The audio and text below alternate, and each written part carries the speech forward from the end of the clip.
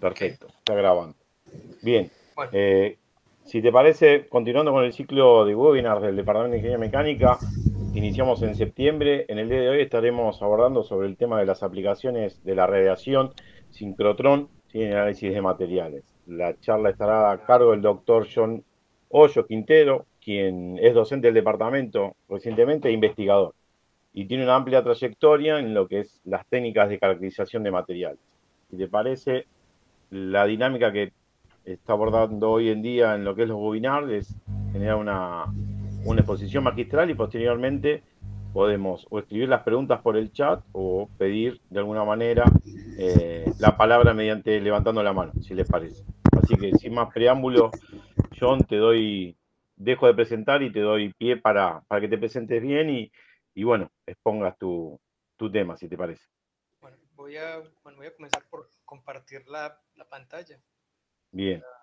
Fíjate que tenemos, viste, de vuelta como que se bajó el volumen o se escucha lejos.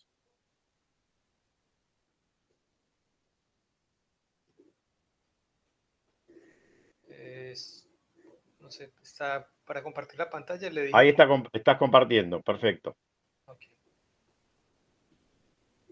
sería, eh, bueno, ahí se ve bien entonces. Ahí, perfecto, Ok, perfecto. bueno, bueno, mi nombre es John Jairo Hoyos Quintero, yo me gradué como ingeniero mecánico en Colombia, en la Universidad Nacional de Colombia. Luego realicé el doctorado en Ciencias de la Ingeniería en el Instituto Balseiro y después también fui para Brasil a hacer un postdoctorado y a trabajar también en el área de radiación sincrotrón. Y bueno, digamos que a partir de eso tuve la oportunidad de participar en varios trabajos. Entonces la idea de esta presentación es mostrar un poco cómo serían las aplicaciones que tiene, bueno, la radiación sincrotrón en el caso de caracterización de materiales y bueno, en todo lo que sería el área de ciencia de materiales. Eh, bueno, entonces, yo, digamos, hago parte del grupo de laboratorio de caracterización, funcionalización, diseño de materiales. Este grupo tiene, digamos, varias líneas de investigación, especialmente, bueno, como el diseño por solidificación de materiales porosos, serían como materiales agrotécticos, que son materiales, digamos, fabricados por un método bastante innovador, con la idea de utilizarlos para electrodos en baterías. Y una de las líneas que también tiene es la de técnicas de caracterización avanzada. En este caso, la radiación sincrotrón. Entonces, digamos que en este último ítem es donde voy a, a enfocar la mayor, bueno, donde voy a enfocar la presentación. Voy a mostrar un poco cómo hacer una introducción a la radiación sincrotrón, para mostrar algunos elementos, y luego mostrar como los trabajos en los que tuve la oportunidad de participar. Y como para que con esto se formen una mejor idea de lo que se puede hacer y bueno, y así pensar, digamos, en poderla implementar en alguno de los trabajos que estén también realizando. Bueno, entonces, digamos, ahora en esta diapositiva vemos cómo sería una visión general de un sincrotrón. Entonces, la radiación sincrotrón es la radiación que se genera cuando los electrones que se están moviendo a la velocidad de la luz desvían la trayectoria. Por ejemplo, cuando vienen en una trayectoria rectilínea y se desvían por el efecto de un campo magnético hacia una trayectoria circular, en ese desvío de trayectoria los electrones emiten radiación, que sería esta radiación sincrotrón. También hay otra forma de emitir esta radiación sincrotrón, que es cuando se están moviendo en ese movimiento rectilíneo, generar perturbaciones, por ejemplo, con campos magnéticos, pero ya sería, digamos, en vez de usar un dipolo, sería utilizar otro tipo de dispositivos que normalmente, bueno, se llaman wigglers y onduladores, y lo que hacen es que inducen un movimiento en el haz de electrones similar como al movimiento ondulatorio. Entonces, en ese movimiento ondulatorio comienzan a emitir radiación. Bueno, y dependiendo de la configuración, del número de dipolos, sería como la cantidad de la radiación emitida. Este es como un desarrollo más avanzado en lo que sería el desarrollo de un ciclotrón. Y bueno, y con base en eso, digamos que bueno, uno tiene como estas dos posibilidades de generar la radiación sincrotrón. Entonces, normalmente una instalación tiene primero un sistema de inyección. Entonces, en este sistema de inyección uno tiene un cañón de electrones, calienta un metal, puede ser tungsteno, y a partir de ese calentamiento y campos magnéticos comienza a liberar los electrones. Entonces, digamos que ahí inicia el haz de electrones. Luego de ese cañón de electrones viene un acelerador lineal, que es el que comienza a aumentar la velocidad de las de electrones hasta que sea ingresado al primer anillo. Entonces, ese primer anillo, ese como booster ring, es como el anillo donde va a comenzar a aumentar la velocidad de los electrones y su energía hasta condiciones similares a las de operación. Y luego estaría el anillo mayor, que es como se conoce como anillo de almacenamiento, o también se le puede decir sincrotrón de almacenamiento, que es donde se va a mantener el haz estable, y mientras se mantiene estable se va a aprovechar esa radiación sincrotrón en las diferentes líneas de investigación. Entonces, bueno, como la radiación sincrotrón tiene un espectro electromagnético muy amplio, se pueden hacer diferentes tipos de experimentos. Se pueden hacer experimentos, digamos, se puede utilizar la radiación sincrotrón para espectroscopía, para generar imágenes, tomografía, o también para difracción de rayos X. Entonces, en este caso, la mayoría de los experimentos que realicé estaban enfocados en el área de difracción de rayos X. Ahora estoy mirando también con el grupo la posibilidad de aplicar en tomografía, pero digamos que esta presentación se enfoca principalmente en lo que sería esas aplicaciones de difracción de rayos X en metales. Bueno, como también les había mencionado, hay dos formas de generar ese campo magnético. Uno sería en el momento en que desvía la trayectoria de rectilínea circular, eso es con un dipolo, o con dispositivos de inserción que son más avanzados, que generan ese movimiento ondulatorio. Entonces, en los segmentos rectos también se podría generar radiación. Y eso es importante porque con base en eso está la clasificación en los diferentes tipos de sincrotrón. Serían los de primera generación, que fueron como en la época del 40, 50, luego en los 80, que son los de segunda generación, en los 90, los de tercera generación, y más reciente, 2018, 2016, los de cuarta generación. Bueno, el único sincrotrón que hay en Latinoamérica es el Sirius, que queda en Brasil. Él comenzó la operación en el 2018 y es un sincrotrón de cuarta generación. Este sincrotrón, digamos, bueno, fue construido a partir de la experiencia de más de 20 años que ellos tuvieron con un sincrotrón de segunda generación, que era el que estaba operando en el Centro Nacional de Investigación en Energía y Materiales en Campinas. Entonces, este Sirius es un sincrotrón muy reciente, comenzó a operar en el 2018 y están ahora, digamos que en ese proceso de reactivar todas las líneas que tenía el otro sincrotrón. El otro sincrotrón, digamos que por esos 20 años de operación, tenía toda una comunidad de usuarios, y bueno, entonces ahora con ese cambio de instalación los experimentos quedaron muy limitados, pero entonces ahora están como en ese proceso de reactivar las líneas que tenían. Bueno, entonces algunas de las características de este sincrotrón, bueno, es de cuarta generación, solamente hay 2 de cuarta generación, está otro en Suecia y este de Brasil, opera con una energía de 3 gigaelectrovolts y tiene una ultra baja emitancia. Entonces, bueno, tiene eso como permite, digamos, diferentes tipos de aplicaciones en ciencia de materiales, en biología, incluso en el área de agricultura. O sea, permite ver, por ejemplo, cómo es el efecto de algún tipo de nutrientes en una planta.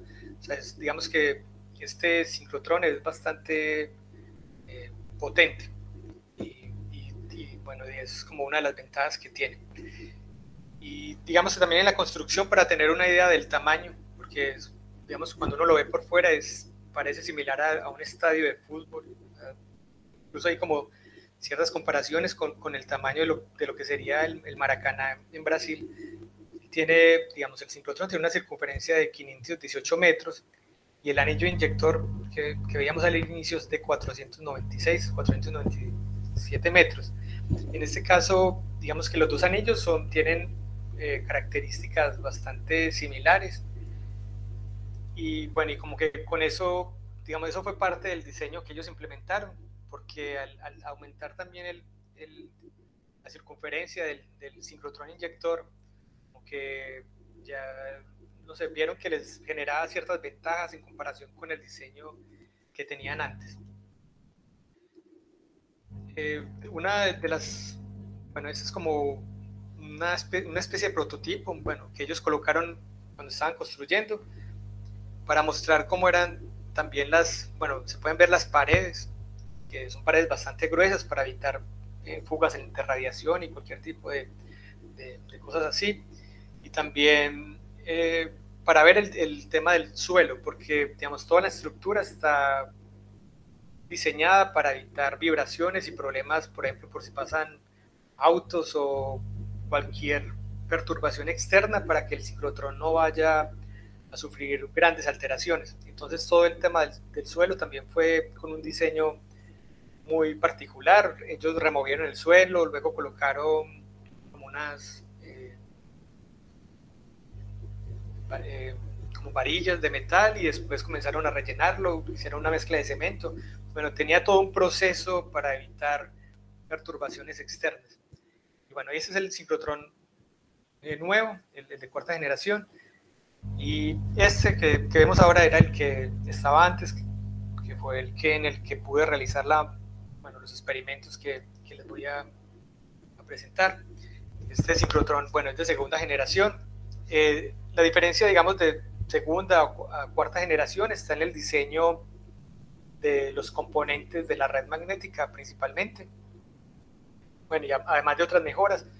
Pero parte, por ejemplo, de las diferencias es que en esta segunda generación la radiación se emitía era con dipolos magnéticos, en ese momento donde se curva la trayectoria del haz de electrones. Mientras que en los de tercera y cuarta generación lo que se hace es que se utilicen los dispositivos de inserción. Entonces eso permite amplificar la intensidad del haz. También, bueno, como fueron 20 años de funcionamiento, algunas de las líneas de investigación usaban dispositivos de inserción, 3 de las 20 líneas que tenía. Entonces, digamos que era de segunda generación, estaban en ese proceso para actualizarlo a tercera generación y viendo las limitaciones y el costo y todo lo que había, fue que se proyectó el Sirius. Bueno, y ahí cambiaron al otro sincrotrón para tener como, bueno, una idea del tamaño. La circunferencia en este caso es de 93 metros, entonces es una diferencia bastante grande. Aquí también había una diferencia en el diseño. El anillo inyector es, digamos, bastante, en comparación es mucho más pequeño que el anillo de almacenamiento. Digamos, el anillo inyector y el de almacenamiento se ven, digamos, en el centro de la imagen. y, y están, digamos, ahí vemos es como también hay todo un sistema de protección para evitar fugas de radiación y complicación en los usuarios. Pero se, se, puede ver que es un diseño bastante diferente. Aquí había una diferencia de tamaño mayor que en lo que, que, en lo que se encuentra en el nuevo Synchrotron. También en este caso, bueno, en este caso, por ejemplo, el acelerador lineal estaba en el subsuelo y el proceso, digamos que es básicamente el mismo, se emitían los electrones calentando un material, luego a través de campos magnéticos y un acelerador lineal se iba aumentando la velocidad y la energía hasta una velocidad bastante cercana a la velocidad de la luz, como 99.9% o 99.99, es bastante similar a la velocidad de la luz. Y bueno, y luego ya entraba al primer sincrotrón, que sería el sincrotrón inyector, y ahí digamos que también se continuaba aumentando la velocidad y la energía, y después entraba en el de almacenamiento. Y las 20 líneas estaban alrededor del sincrotrón para poder aprovechar esta radiación en diferentes tipos de experimentos. Hay una buena parte de los experimentos que se dedica al área de biología, relacionado con ciencias de la salud. También había parte en física, y la parte de materiales estaba, bueno, en algunas líneas, pero digamos que sobre todo en la línea que se conocía como XTMS, que era que es la que les voy a mostrar. Esta es, bueno, otra visión, otra imagen del sincrotrón, ahora haciendo énfasis en las líneas. Entonces se puede ver que, digamos, que cada una, o sea, digamos, donde está el cartel, el poste amarillo, esa era la línea XTMS, la que más utilicé, bueno, la principal que utilicé. Y bueno, y a los lados están otras líneas. Entonces, digamos que cada línea de trabajo tenía su configuración, sus características, y permitía hacer experimentos con características muy específicas. Bueno, entonces esta línea XTMS, digamos, básicamente era un simulador termomecánico acoplado con una línea de difracción de rayos X.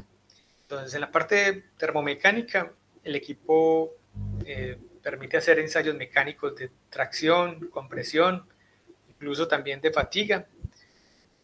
Y además de esos ensayos mecánicos, también permitía aumentar la temperatura. Tenía un horno para calentar y también tenía todo un sistema de enfriamiento para medir a temperaturas criogénicas.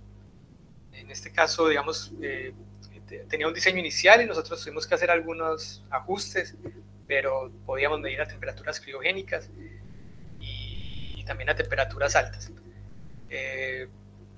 Bueno, entonces tenía como todo el sistema, la muestra se colocaba, digamos, en las garras, y este equipo tiene, digamos, una característica diferente al de un equipo convencional, que de un ensayo de tracción, porque, digamos, en lugar de moverse solo una de las garras, las dos garras se mueven.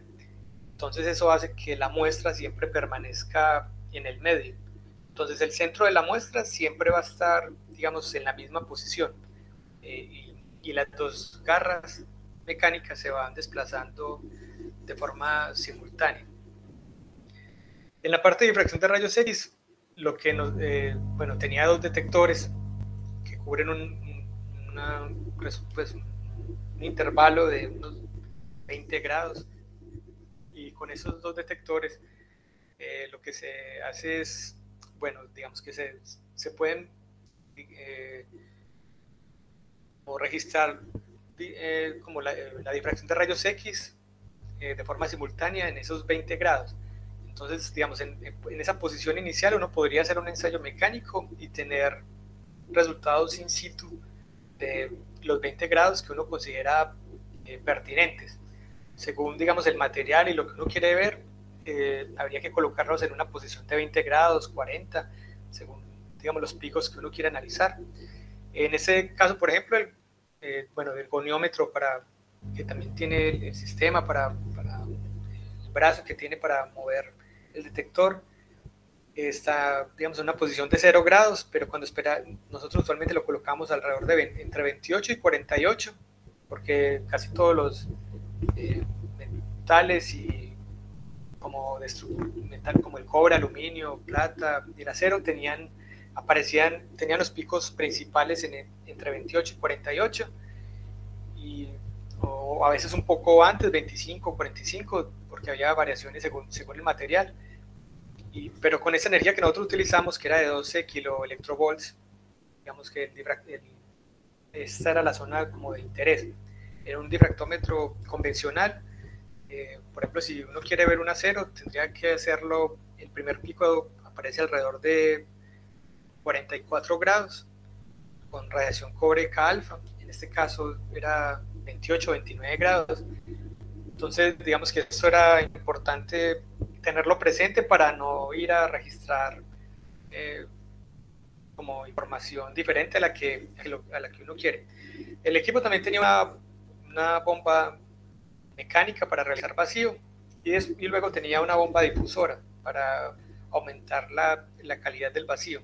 Esa bomba difusora en principio funcionaba bien, pero a veces presentaba problemas, sobre todo cuando uno iba a medir en altas temperaturas. Entonces, digamos que este es el equipo que nosotros estábamos utilizando. Tiene la parte mecánica acoplada con la parte de difracción de rayos X. Entonces, bueno, los experimentos que yo realicé, es como lo que voy a mostrarles ahora, estaban principalmente enfocados como en 4 líneas. Una era la fragilización por hidrógeno en aceros inoxidables. En este caso, eso estaba más que todo relacionado con el interés de la industria, que bueno, el equipo, digamos, tenía un financiamiento fuerte de la industria, entonces, y esta era una de las líneas de investigación del grupo en el que estaba. Después tuve la posibilidad de participar como colaborador en un trabajo relacionado con soldadura de un acero. Luego, bueno, participé también en esa parte de formación criogénica en metales. En este caso, digamos, tuvimos que hacer varios cambios en el equipo, probar varios dispositivos e ir mirando cómo obtener los mejores resultados, porque el diseño original no presentaba varios problemas, o sea, como sobre todo a la hora de hacer los experimentos se perdía el vacío, entonces también la calidad de los difractogramas disminuía bastante, entonces bueno, necesario hacer algunos cambios. Y bueno, y también tuve la oportunidad de participar en trabajos relacionados con manufactura aditiva de una liga de cobalto y cromo que se utiliza para implantes en el cuerpo. Entonces, como una aplicación de biomateriales. Bueno, entonces en la parte de fragilización por hidrógeno, digamos que lo que queríamos ver era cómo era el efecto del hidrógeno en la microestructura y los cambios que se generaban al aplicar deformación. O sea, cómo era el efecto comparar con y sin hidrógeno para ver los cambios en el material. Entonces, en este caso, digamos, fue necesario realizar toda una preparación previa de las muestras. Se realizó cargamento catódico en una solución severa por alrededor de 7 días. Tenía ácido sulfúrico y también arsénico, trióxido de arsénico. También para saber cuál era el contenido de hidrógeno de las muestras, también medimos el contenido de hidrógeno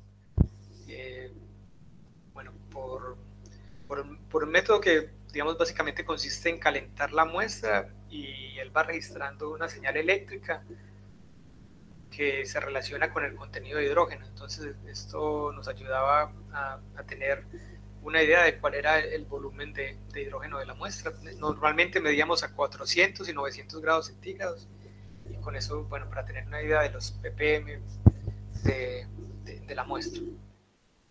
Entonces, bueno, en ese caso, en ese trabajo nosotros bueno, tuvimos como la tarea de trabajar en aceros inoxidables austeníticos, en dúplex y en diferentes tipos de dúplex y austeníticos. En el acero austenítico usualmente era 316, 316L, y en el dúplex estuvo el 2507, 2205 y, bueno, y otros también que estuvimos como explorando. Lo que encontramos era que solamente con el hecho de la carga catódica, o sea, solamente con cargar el hidrógeno en el acero austenítico ya se generaba se inducía la transformación a martensita, alfa prima y épsilon. Esto era, bueno, digamos, a pesar de que el contenido de hidrógeno parecía relativamente bajo en el bulk, en realidad era mucho mayor porque él se concentra principalmente en la superficie. Entonces, bueno, digamos que con el acero austenítico, o sea, hicimos al inicio de cada experimento, siempre digamos que realizamos un difractograma inicial sin aplicar deformación y variando la posición del detector. Entonces, digamos, como solamente son 20 grados del detector, en este caso hacíamos unos entre 5 y 7 pasos para el detector irse moviendo y ir cambiando como el ángulo que está detectando. Y a partir de ahí, digamos que se genera ese difractograma. Él solo estaba alrededor de 30 segundos en cada posición, pero eso ya generaba un número de cuentas bastante alto.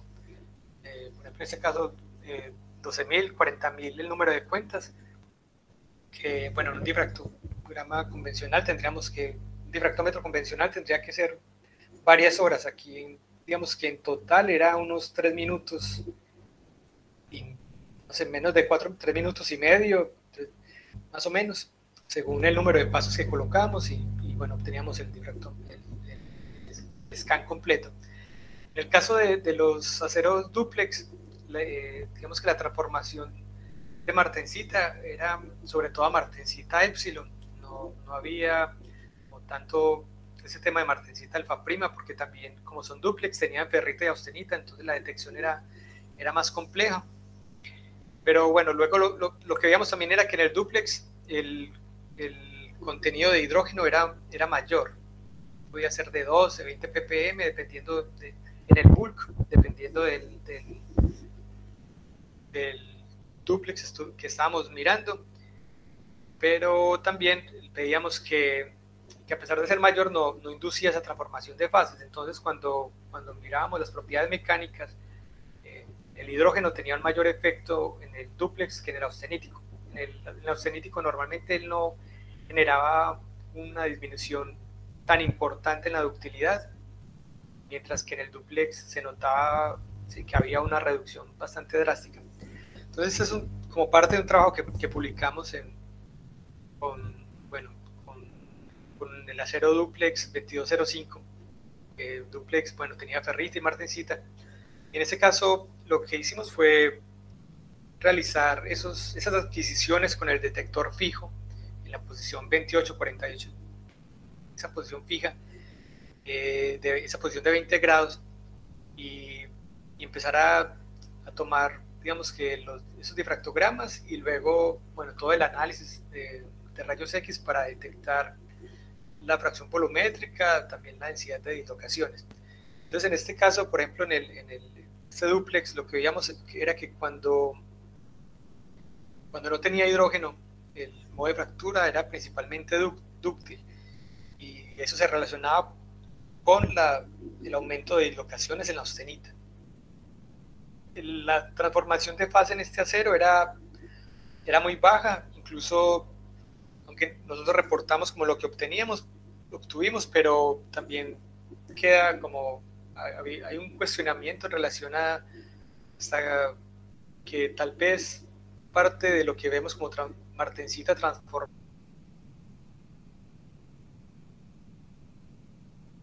transformada es simplemente un cambio de orientación preferencial, porque ya era, eso se generaba después de la deformación uniforme. Entonces ahí también eso generaba como ese poco de ruido a veces en los resultados. Pero lo que sí veíamos más interesante era cómo la densidad de dislocaciones de la austenita aumentaba de forma significativa, mientras que la de la ferrita no. Entonces asociábamos como esas zonas dúctiles del modo de fractura a la deformación de la austenita. Bueno, tenemos un aumento importante de las dislocaciones en la austenita y estamos viendo un modo de fractura dúctil, entonces ahí se veía una relación. Luego cuando estábamos mirando bajo el efecto del hidrógeno, que en este caso en el bulk era solo de unos 5 ppm, pero de nuevo, el bulk era 5 ppm, pero en la superficie, pero todo era concentrado en la superficie. Entonces, digamos que en esa parte era mayor el contenido de hidrógeno. Y lo que veíamos aquí eran zonas de clivaje y zonas de clivaje con deformación. Entonces, esto también, bueno, al ver también como lo que mirábamos de las transformaciones de fase y de dislocaciones, era que en este caso las dislocaciones en la austenita no aumentaban de forma tan significativa y que la ferrita se mantenía relativamente similar. Entonces, digamos, asociábamos ese clivaje con la ferrita y el clivaje con deformación con lo que era la austenita. En este caso, digamos, bueno, como teníamos los difractogramas, lo que podíamos ver era, digamos, la transformación de fase, que es relacionada con lo que sería el área de, digamos, de los picos de martensita y austenita que teníamos. Y bueno, y con base en el análisis de cada uno de esos picos, del ancho especialmente, lo que era la parte de dislocaciones. Bueno, en ese caso, aquí se puede ver del trabajo en el que participé, que era en el área de soldadura. Este caso fue un ensayo de tracción en caliente, bueno, se aplicaron varias tasas de deformación y, digamos, lo interesante de eso era mirar qué ocurría con dos niveles diferentes de boro. Sería un nivel de 20 ppm y otro de 60 ppm. Había el material luego de realizar la soldadura se había sometido a un tratamiento térmico de solubilizado y doble revenido. Y la única diferencia, digamos, entre los materiales era ese nivel de boro. La idea era ver cómo se comportaba. En ese caso, para las condiciones analizadas, parecía que era mejor el nivel de boro menor. Pero, digamos, interesante que podemos ver aquí para tener como presente es la forma en que se presentaban los resultados. Entonces, digamos, en ese caso lo que uno ve es un mapa de intensidad, o sea, mientras está realizando esa carga en temperatura, uno ve lo que sería como la vista superior de los difractogramas. Entonces, es como, en vez de ver un difractograma, digamos, bueno, en la parte frontal uno lo estaría viendo en la parte superior. Entonces, en la parte azul es cuando no tiene intensidad y la parte roja es cuando tiene una intensidad máxima. Entonces, la parte donde están los picos se ven en rojo. Bueno, y la transición entre rojo y azul, digamos que es según el ruido y según también la evolución que vaya teniendo el pico. Bueno, en este trabajo, digamos, bueno, estuve como colaborador y la idea era ver esta parte. Bueno, en esa parte, eso que voy a mostrar ahora está relacionado con lo que era la deformación criogénica en metales. Esto formó parte de un trabajo de maestría en el que tuve la posibilidad de ser codirector, y digamos que todo el análisis se hizo en 3 metales, que eran aluminio, cobre y plata. Los 3 metales tenían una estructura cúbica de caras centradas, y lo que cambiaba entre aluminio, cobre y plata, digamos que es decir, bueno, principalmente como la energía de falla de apilamiento. El aluminio tiene una energía mayor que el cobre y la plata. Entonces la idea era ver qué ocurría con ese material, bueno, con los 3 materiales, según su energía de falla de apilamiento. Entonces, digamos, tomamos los 3 materiales, realizamos experimentos a temperatura ambiente, a temperatura criogénica, y digamos que se fueron realizando como que esos difractogramas, bueno, en función del tiempo. Cuando uno realizaba el difractograma inicial, era, como había mencionado antes, era de unos 3 minutos, porque digamos no está aplicando deformación, pero cuando estaba aplicando el ensayo, el tiempo era mucho menor. En el caso del trabajo anterior era de 10 minutos, de 10 segundos, perdón. Y en este caso era de 3 segundos, 3, 5 segundos. En general, digamos, en la mayoría de los trabajos utilizamos 3 segundos, porque ya me generaba un difractograma con una buena intensidad y al mismo tiempo, digamos, que me permitía obtener como un valor representativo de lo que era la deformación. Es decir, al realizar difractogramas cada 3 segundos, como que hay más posibilidades de decir que tenía una deformación, un nivel de deformación similar que si lo hago durante 2 minutos, que está variando la deformación continuamente. Bueno, entonces en este caso, todos los materiales en principio, digamos, aumentaban la resistencia cuando les aplicábamos cuando la deformación criogénica, o sea, al reducir la temperatura aumentaba la resistencia. También, bueno, se veía, por ejemplo, bueno, se puede ver acá ese aumento de resistencia en el aluminio. También ocurrió lo mismo en el cobre y la plata. Pero digamos que la gran diferencia entre esos materiales fue que en el aluminio la ductilidad no disminuyó. Perdón, en el aluminio la ductilidad disminuyó, mientras que en la plata y el cobre no hubo una disminución. Entonces eso lo relacionábamos con lo que era, bueno, la energía de falla de apilamiento y bueno, y por qué eso estaba relacionado con lo que era el mecanismo de recuperación. Cuando uno deforma un material a temperatura ambiente, el material se deforma y en la medida que se va deformando, digamos, también hay un fenómeno que ocurre de forma simultánea, que ese es el fenómeno de recuperación. O sea, él se deforma, pero el material intenta como reacomodarse a esa deformación que se le está aplicando. Entonces eso puede hacer, por ejemplo, que uno está aumentando la microdeformación del material, pero tenga zonas que muestren que disminuye y luego sigue aumentando, porque está como en ese tema de intentar acomodarse al esfuerzo que le está aplicando. Entonces eso se llama, recuperación dinámica. Se está deformando y el material se está recuperando de forma dinámica porque es durante esa aplicación de la carga.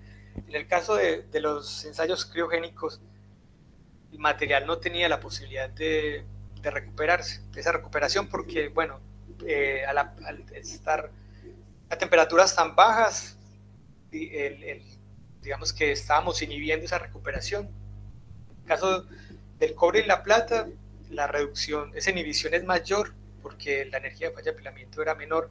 En el caso del aluminio no es tan efectiva, pero aún así sigue mostrando esa inhibición.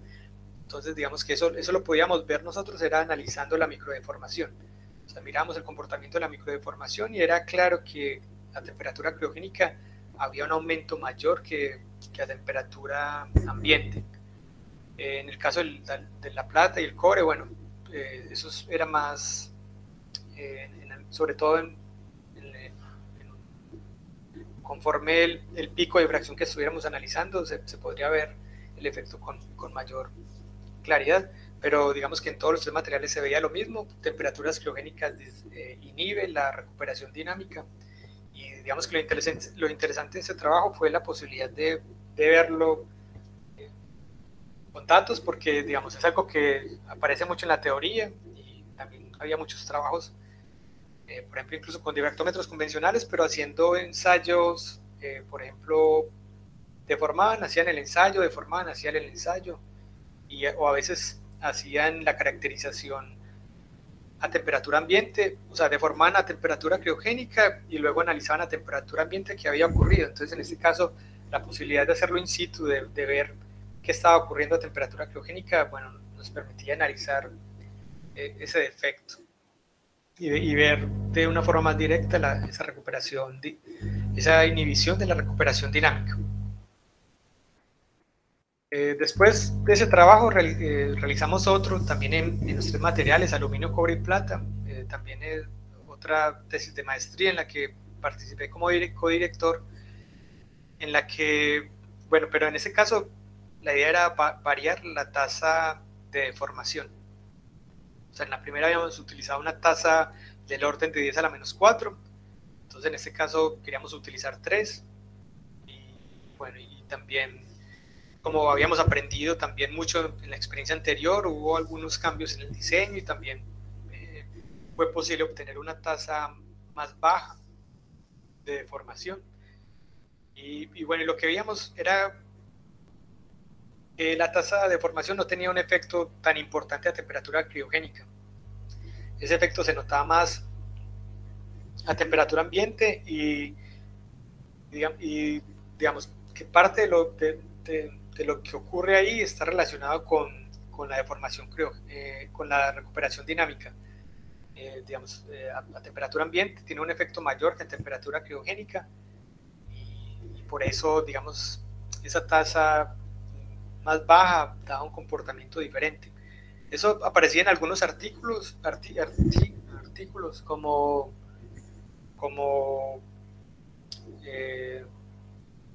en función de la temperatura homóloga. Decían, bueno, la medida en que disminuye, entonces básicamente la medida que disminuye la temperatura, el efecto de la tasa de deformación era menor. Entonces en este caso, digamos, hicimos el ensayo mecánico, obtuvimos un resultado dentro de lo que estábamos esperando por la revisión bibliográfica, y luego entonces empezamos a mirar con la parte de difracción 2 rayos X qué era lo que había pasado. Entonces también, bueno, este artículo justo recién lo acabamos de publicar, entonces también digamos que fue un trabajo bastante interesante. Analizamos, en el caso de la plata, solamente, bueno, 3 picos de forma in situ, que fueron el 111, 00 y 220. Y digamos que con la información de esos 3 picos, digamos, por ejemplo, con la información del ancho, nosotros miramos cómo era la microdeformación. Con la información de la posición, miramos cómo era la macrodeformación. Y bueno, y con base en eso, digamos, miramos cómo era el comportamiento del material, porque este era como la plata, un material con una baja energía de afilamiento. Lo que veíamos también era como, de cierta manera, el mismo comportamiento similar, que ratificando el comportamiento que habíamos visto antes en el otro material, que a medida que uno hace el ensayo a temperatura criogénica obtiene una microdeformación mayor, pero también cuando mirábamos la macrodeformación también veíamos que había un aumento de la macrodeformación, y también veíamos eso en función de la tasa de deformación. O sea, para la temperatura ambiente con la menor tasa de deformación, el aumento no era tan grande. Entonces eso también, digamos que permitía ver que la recuperación dinámica tenía un mayor efecto a temperatura ambiente, y que eso era lo que generaba que esa tasa más baja fuera la que me generara como la menor resistencia. Porque, digamos, aunque las tasas parecen bastante similares, en realidad al pasar de 5 por 10 a la menos 4 a 2 por 10 a la menos 4, el tiempo cambiaba mucho. Por ejemplo, para 10 a la menos 3 era alrededor de 1200, 1600 segundos la duración del ensayo. Para 5 por 10 a la menos 4 estaba alrededor de 4000, 5000 segundos. Y para el de 10 a la 2 por 10 a la menos 4 era como el orden, podía ser hasta 8000 segundos. Entonces había un cambio bastante importante. Entonces el material tenía más tiempo para recuperarse. La temperatura criogénica no le permitíamos esa recuperación, entonces él, bueno, presentaba un comportamiento diferente, o sea, seguía aumentando la resistencia, mientras que a temperatura ambiente, digamos, él se recuperaba, y eso generaba una reducción en la ductilidad y, bueno, y también en la resistencia. Y ese aumento de la resistencia y ductilidad, por lo que conseguimos analizar, tenía un efecto similar a lo que era el efecto Hall-Pitch en bueno, que está reportado pues, en materiales. Entonces fue interesante ver esa parte, porque lo relacionamos con el tamaño del cristalito. Aquí otro de los trabajos en los que pudimos realizar era con un acero austenítico. Entonces en este caso la austenita iba transformando a martensita a medida que aplicábamos la deformación. Y lo interesante del ensayo era que al aplicar una temperatura criogénica, la cinética de la transformación cambiaba. Entonces podíamos obtener digamos, el 50% de martensita se obtenía una deformación menor que cuando no teníamos ese enfriamiento criogénico. Cuando teníamos temperatura ambiente, él tenía una cinética, iba aumentando, había que aplicar una deformación grande para comenzar la transformación, mientras que cuando era temperatura criogénica, bueno, a bajas deformaciones, él ya comenzaba a transformar. En este caso, digamos, básicamente nos enfocamos en lo que era la transformación martensítica, que era como un efecto trip, como transformación inducida por la deformación. Y bueno, y fue bastante interesante porque, digamos, lo que habíamos visto en la literatura era que, o sea, los resultados con los que estábamos comparando eran con ensayos que deformaban, hacían un difractograma, después deformaban, hacían otro difractograma, deformaban, y eso implicaba también un tiempo mayor del ensayo, además de que cada vez que se paraba como el ensayo para hacer el difractograma era bueno, un tiempo de minutos, horas, entonces también eso afectaba de cierta forma el comportamiento del material. En este caso, como era in situ, el ensayo mecánico va de forma directa, continua, y mientras tanto íbamos tomando las adquisiciones, entonces estamos viendo como esas condiciones, esa transformación in situ de la austenita a la martensita durante la deformación. Y bueno, y por último están como los trabajos en el área de manufactura aditiva. Esa es una liga de cobalto cromo que es aplicado, bueno, en implantes. Entonces, como es aplicado en implantes, la idea, bueno, sí, hicimos varios experimentos con ese material, incluso unos, bueno, están en proceso también de proceso de publicación. En esta presentación les voy a mostrar los resultados que publicamos en 2 artículos. Entonces en el primer artículo estamos mirando la parte, o sea, cuando el material se fabrica por manufactura aditiva, queda con unas condiciones de anisotropía y bueno, y queríamos ver al realizar un tratamiento térmico solubilizado como de 1100 grados, cómo cambiaban las propiedades. Entonces, digamos que en la parte mecánica, como fabricado, tenía una mayor resistencia, pero la ductilidad no era tan alta. Entonces, eso también para un implante en el que va a estar sometido, por ejemplo, a condiciones con una carga cíclica, iba a ser más complejo. Entonces, bueno, queríamos también como entender por qué ocurría eso. En ese caso, digamos, bueno, miramos especialmente lo que estaba relacionado con la transformación a una fase hexagonal, que es también una transformación martensítica, pero en este caso sería como una fase hexagonal directamente en lugar de, bueno, de la prima, en lugar de una fase cúbica, a una fase hexagonal. Y lo que veíamos era que en el que era solubilizado, la cantidad de fase que transformaba era mayor que en el que no estaba solubilizado. Entonces, en este caso, la transformación martensítica ayudaba en la relajación de esfuerzos y eso también permitía ese aumento de la ductilidad. Digamos que eso fue como el resultado más importante. O sea, después, digamos, es como el análisis normal de microdeformación y tamaño cristalito, también se puede analizar, pero en ese caso, digamos, lo más importante era como esa transformación inducida por deformación, porque también era un efecto similar a lo que habíamos visto en el acero austenítico, que cinético, la transformación aumentaba la resistencia, en este caso la transformación aumentaba era la ductilidad.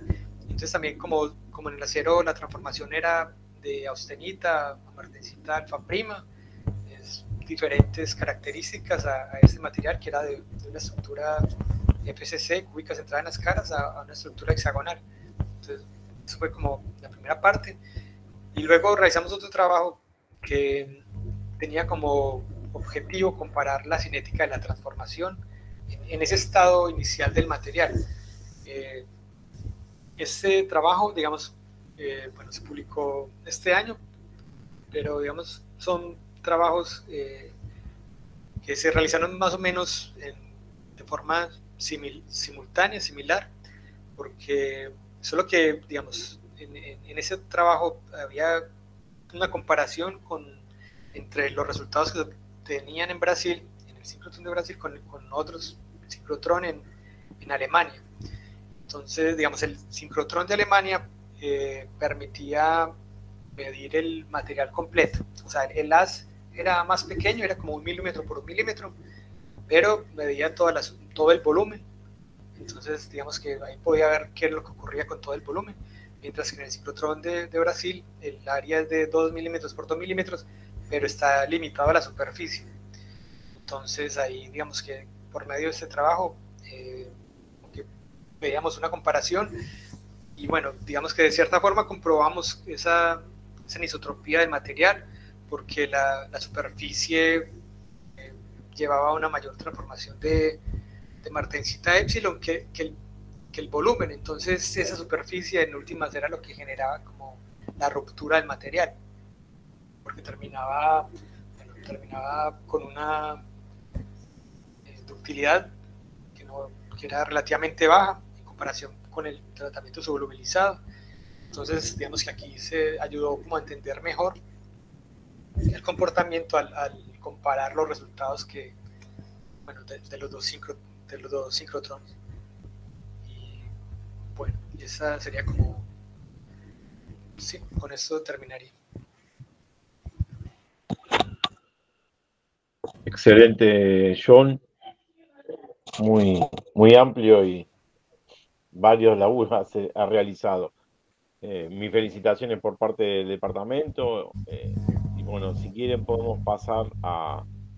Somos poquitos, así que podemos habilitar el micrófono y si tiene alguna consulta para el doctor, podemos ir realizándola si quieren.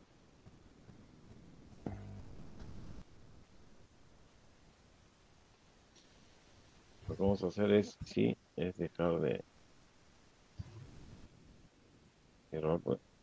Esto obviamente igual